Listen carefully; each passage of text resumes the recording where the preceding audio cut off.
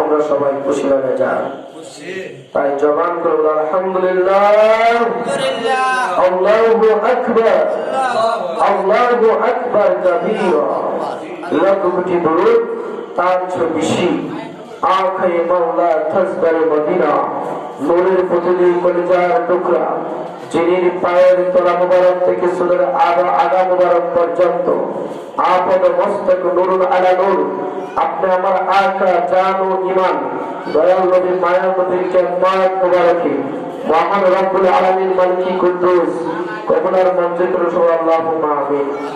যারা হাজিরেন, আজকের মাহফিলের সম্মানিত সভাপতি, এশিয়া মহাদেশের মহাসম্রাট, কুতুবুল আকরাম, রাসূল মুহাম্মদ নাসিরুল মাসুম কাদরি, শিশতি নকশবন্দি মুজাহিদি, ফান্ডকুল রাহমাতুল্লাহ আলাইহি, সুযোগ্য সাহায্যেরা, সারা বাংলার উদয়মান ফিরে খামের মুখাম্মেল, আপনি আমার সুপরিচিত মুফতি মুখাম্মেল, মুফতি আজম আলহাজ সৈয়দ কাজী সালাহ আহমদ মামুন আল হুসাইনি সাহেব, পিছনে পান্ডব দরবার শরীফ, হুজুর চন্দ্র নায়ক হায়াত দারাজ রাসূলুল্লাহ আমিন। এছাড়া আজকের মাহফিলে রয়েছে যিনি আসার পরে বক্তব্য রাখবেন, হুজুর চন্দ্র অত্যন্ত আদরের মানুষ, রবিন আলমদ্দিন হযরত মাওলানা হাফেজ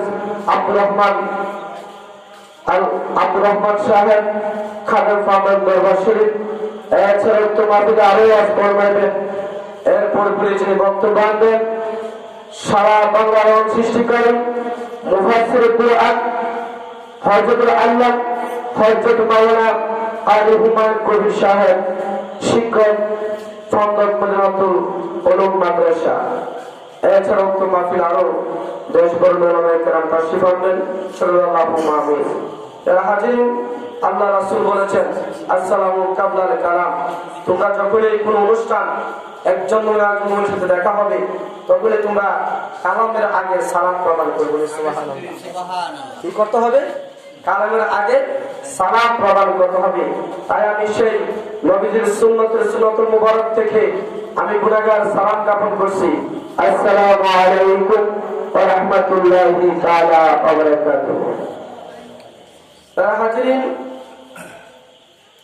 এটা অত্যন্ত বরকতময় মাস, ঠিক কিনা বলেন? যে মাসটাকে বলেছে লাইলাতুল মুবারাকা, বরকতময় মাস। কে বলেছেন? স্বয়ং খুদে রাব্বানা। সুবহানাল্লাহ। এই মাসে আগামী রবিবার দিবাগত রাত্রে হাদিসে পাকে লেখা থাকে আল্লাহ পাক প্রথম আসমানে চলে আসবেন। সুবহানাল্লাহ। কোথায় আসবেন? আর দুনিয়া ফিস সামা, যে আসমানটা দুনিয়ার সাথে লাগিয়ে আছে সেই আসমানের মধ্যে আল্লাহ পাক মধ্যরাত্রিতে,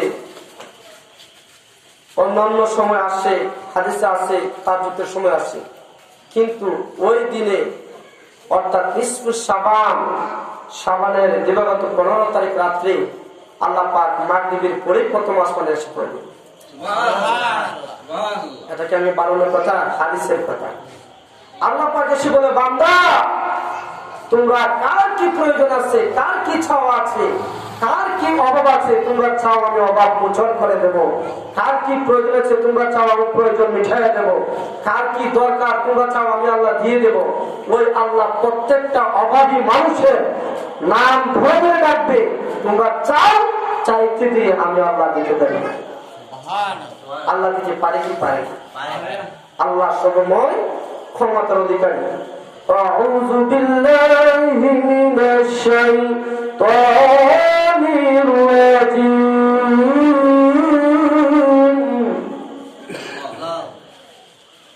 বিসমিল্লাহির রাহমানির রাহিম।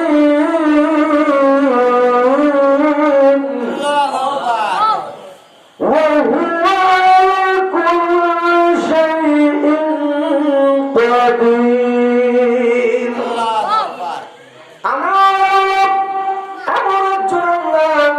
আমার মাবুদ বলেন জন্মাবুদ, যে মাবুদ হচ্ছে ওয়া আলা কুল্লি শাইইন কাদির, যিনি মাশরিক থেকে মাগরিব, মাগরিব থেকে মাশরিক, শিমাল থেকে জুনুব, জুনুব থেকে শিমাল, গোটা ব্রহ্মাণ্ডে এই বিশ্ব ব্রহ্মাণ্ড যদি আমার জানো বেতন যা কিছু আছে সর্বময় ক্ষমতার মালিককে জবান করে বলতে কে? সেই আল্লাহ নিজে বলেন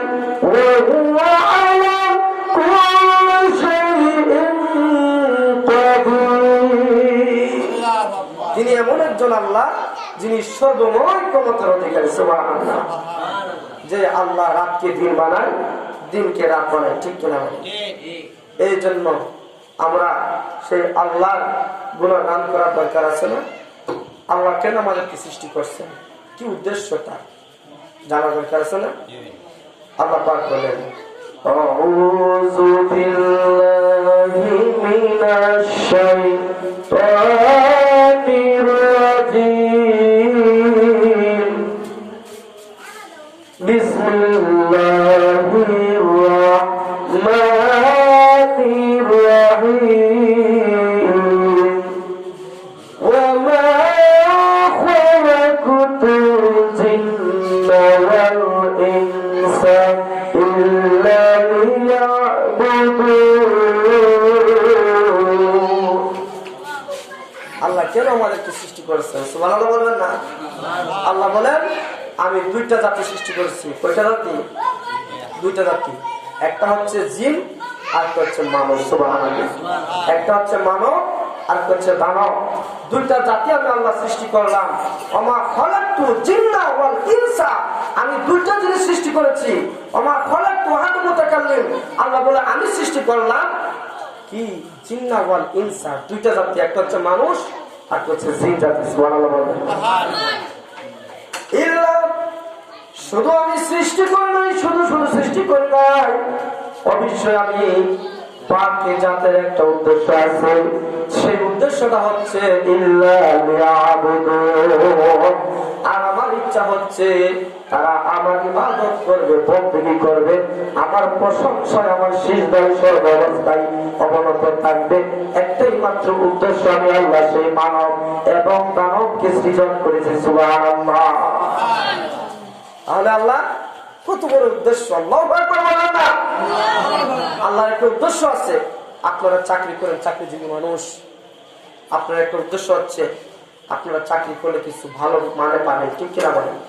প্রমোশন হইলে আরো বেতন বাড়বে, তারপরে চাকরি শেষ হইলে রিটার্ন হলে আপনি কি করবেন? পেনশন পাবেন, ঠিক কিনা বলেন? একটা উদ্দেশ্য আছে না? আল্লাহ বলে বান্দারে আমি অনেক আশা আকাঙ্ক্ষা করে আমি তোমাদেরকে সৃজন করছি। সুবহানাল্লাহ। এই সময় আল্লাহ শুধু একা ছিল, কোন শাখা ছিল না। সুবহানাল্লাহ। আল্লাহ ছিল গোপনের গোপন, আল্লাহ ছিল একা, যার কোন শাখা ছিল না। সেই সময় আল্লাহ তাসবিহ তাহলিল পাঠ করত একমাত্র ফেরেশতারা। সুবহানাল্লাহ বলি। আল্লাহ বলে ফেরেশতারা তোমাদের তাসবিহ তাহলিল আমার মন ভরে না। সুবহানাল্লাহ। ফেরেশতারা বলে রব্বুল আলামিন কি করতে চান, আপনার কি উদ্দেশ্য? আল্লাহ বলে আমি আদম বানাবো। আদম, যে মাটির আদম আমাকে মন ভরে ডাকবে, প্রাণ করে ডাকবে, আমি আল্লাহ ওই আদমের ডাকে তৃপ্তি পাবো, শান্তি পাবো। আর ওই সকল ফেরেশতারা এক ডাকে এক সুরে বলেছিল রব্বুল আলামিন তুমি সেই ভুল কখনো করবে না। আল্লাহ বলছিল খবরদার ফেরেশতারা, আমার রাজত্বের মধ্যে তোমরা মাথাপুরি করবে না। আমি আল্লাহ চাইছি আদম বানাবো, আমি আল্লাহ আদম বানাবো। সুবহানাল্লাহ। ফেরেশতারা পরামর্শ দেয় আল্লাহকে, আল্লাহ আদম তো দুনিয়ার বুকে গিয়ে বিভিন্ন জামার মধ্যে জগরা ফেসাদের মধ্যে কোরআন শরীফের মধ্যে আছে, তারা জড়িত হয়ে যাবে, তোমাকে ডাকবে না। আল্লাহ বলবে তারা ফেরাশিনের মধ্যে যখন আমাকে আল্লাহ বলে ডাক দিবে, তখন আমি আল্লাহর তাজাল্লির মধ্যে রহমতের জুস হয়ে যাবে, আমি আল্লাহ তখন তাদের সকল গুনাহ সকল ফেরাশিনের মাফ করে দেব। আল্লাহ ফেরেশতার ওই কথাগুলা খণ্ডন করে অনেক মায়া করে আদম বানাইলেন। ফেরেশতাদেরকে পায়ের তলা থেকে দুই খাদের বডি পর্যন্ত ফেরেশতারা বানাইল। তারপরে ফেরেশতারা টাকসার কি দিবে? আর কি সেই সময় কোনো টাকসার ছিল? কোন চেহারা ছিল? কোন এই যে আব্দুল্লাহের একটা চেহারা আছে আপনারা দেখতেছেন, আপনাদের কত নুরানি চেহারাটা আমি দেখতেছি, আমার সিরাজ বাবার চেহারাটা আমি দেখতেছি, এই সময় কি কোনো চেহারা ছিল? কিছুই ছিল না। আল্লাহ সেই সময় ফেরেশতারা আটক হয়ে গেল, আল্লাহ আমরা কি সূরত দেব, কি করব? তখন হাদিসে ওয়া আলা সূরাতিহি ওয়া আদামা সূরাতিহি, আমি আল্লাহ তখন আমি আদমকে সূরত দিলাম এমন একটা সূরত, ওই সূরাতিহি জমি যে হা জমির অর্থ আসে আল্লাহ নিজের সূরত আদম বানাইছে। কিন্তু মুফাসসিরে কেরাম, মুহাদ্দিসে কেরাম সেটা তাফসীর করে বলেন, যদি কেউ বলে আল্লাহ নিজের সূরত আদম বানাইছে তখন ঈমান থাকতো না। কি থাকতো না? কারণ আল্লাহর কোন সূরত, আল্লাহ লা শারীকা লাহু, ঠিক কিনা বলেন? আল্লাহ কাউকে জন্ম দেয় না, কারো কাছ থেকে জন্ম নেন না। কুল হুয়াল্লাহু আহাদ, আমার আল্লাহ এক। কুল হুয়াল্লাহু আল্লাহুস সামাদ, আল্লাহ এমন একজন আল্লাহ, তিনি কারো মুখাপিত নয়। লাম ইয়ালিদ ওয়া লাম ইউলাদ, তিনি কাউকে জন্ম দেন নাই, কারো কাছ থেকে জন্ম গ্রহণ করেন নাই। সুবহানাল্লাহ, তিনি মহা পবিত্র। ওয়ালাম ইয়াকুল লাহু কুফুয়ান আহাদ, গোটা ব্রহ্মাণ্ড আল্লাহর মুখাপেক্ষী। আল্লাহ কার মুখাপেক্ষী নয়, ঠিক কিনা বলেন? আমার আল্লাহ মুফাসসিরে কেরাম বলেন, যদি আদমের সূরত, আল্লাহ পাকের সূরত যদি আদমের সূরত হয়, তাহলে দুনিয়ার মানুষগুলা শিরক করবে, সবাই পথভ্রষ্ট হয়ে যাবে। প্রভু, এই হাদিসের অর্থ হবে ওয়া আদামু সূরাতিহি, এই আদমের অর্থ হবে আল্লাহ পাক নিজের পছন্দ অনুযায়ী আদমের চেহারাটা সৃজন করেছে। সুবহানাল্লাহ, সুবহানাল্লাহ। আল্লাহ পাক কি করেছেন? নিজের পছন্দ অনুযায়ী আল্লাহ নিজের চয়েস করে এই চেহারাটা বানাইছে। দেখেন আল্লাহ পাকের কত নিয়ামত। এখানে কতগুলা মানুষ বসে আছে, আমরা একজন মানুষের তার একজন মানুষের কোনো মিল নেই। আল্লাহ আকবার বলেন না? এখন হচ্ছে আমার আল্লাহর ক্রেডিট, এখন হচ্ছে আমার আল্লাহর মহত্ব, এখন হচ্ছে আমার আল্লাহর গুরুত্ব। লক্ষ কোটি বিলিয়ন কিলোর মানুষ আছে, কিন্তু একজন মানুষের সাথে আরেকজন মানুষের চেহারাটা আল্লাহু আকবার। আল্লাহ বলেন তিনি ওয়াসাইতুনি ওয়া তুরি সিনিনা ওয়া হাযাল বালাদুল আমিন লাকাদ খালাকনাল ইনসানা ফি আহসানি তাকওয়িম। আল্লাহু আকবার।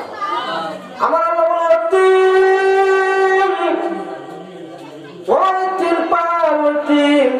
ওয়াসাইতুন এবং জাইতুনের কসম খাইলেন, ওয়া তুরি সিনিনা এবং সেই সিন পাহাড়, ওয়া হাযাল বালাদ এবং নিরাপদ শহরের কসম খায়। চারটা কসম আল্লাহ খাইলেন। খায়া বলেন আল্লাহ কি বলেন? লাকাদ খালাকনাল ইনসানা, আমি আল্লাহ ওই মানুষ বানাইলাম, এই ইনসান বানাইলাম, মানুষ বানাইলাম ফি আহসানি তাকওয়িম, এমন সৌন্দর্য দিয়া, এমন ধরন দিয়া, এমন মায়া দিয়া আপনাকে আমাকে আমার আল্লাহ বানাইছে। আমার আল্লাহ জাতের কসমকে বলে এই আদমের সূরতের মতো পৃথিবীর বুকে এত সুন্দর মায়াবী সূরত আমি আল্লাহর কোন জাতিকে দেই নাই, দেই নাই, দেই নাই। একটু জোরে জোরে বলা যাবে কি আল্লাহু আকবার? ও আমার বন্ধুরা, এই জন্য আমার আল্লাহ বলেন ওয়া খালাকতুল জিন্না ওয়াল ইনসা ইল্লা লিয়াবুদুন। ও মানুষ, আমি তোমাদের অনেক মায়া করে মহব্বত করে বানাইলাম, অনেক প্রেম লাগায় বানাইলাম। ফেরেশতারা তোমাদের চেহারাটা বানাইতে পারে নাই, আমি আল্লাহ নিজের কুদরত লাগাইয়া, আমি আল্লাহ নিজের কুদরত লাগাইয়া, নিজের দরদ লাগাইয়া সকল প্রেমগুলা তোমাদের চেহারার মধ্যে ঢেলে দিয়েছি। এই জন্য দেখবেন একটা মার্ডারের একটা মামলা যখন হয়ে যায়, একজন ভাই আরেকজন ভাইকে দেখতে পারে না, কিন্তু ফেস টু ফেস যখন হয়ে যায় ওই মানুষটা সরাসরি কিছু বলতে পারে না, ঠিক কিনা বলবেন? আপনি আমাকে গোপনে অনেক গালাগালে ধরাধরি গোপনে এরা ফাইলা মাইরা লাভ ধরে লাভ, ঠিক কিনা বলেন? ফাইলা লাভ, ঠিক কিনা?